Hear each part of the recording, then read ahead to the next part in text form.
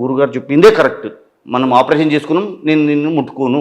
అంటే ఆయన నోటి నుంచి వచ్చే మాటలు నిజం అని చెప్పి నమ్మే ప్రమాదం ఉంది. ఉన్నారు.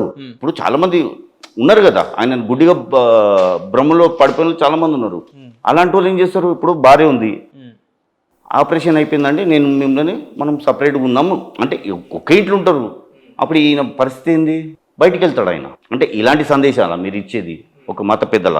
ఇదిగోండి ఇంకొకటి చిన్నది, పిల్లలు ఇంతంత పిల్లలు, ఆవిడికి కూడా దానికి అనాలి, ఆవిడికి కూడా దానికి ఒక స్త్రీని దానికి ఆమె ఎవరని కానివ్వండి దానికే నన్ను అనొచ్చా మనము?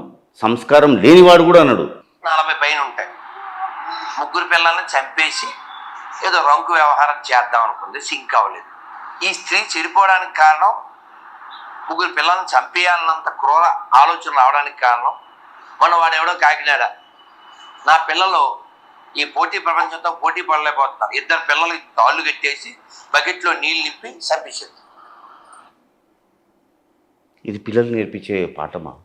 పిల్లల్ని కూర్చోబెట్టి తల్లిదండ్రులు పిల్లల్ని ఎలా చంపుకుంటారో, కామం గురించి చంపుకుంటారు అనే కామసూత్ర కథలు పిల్లలు చెప్తారా?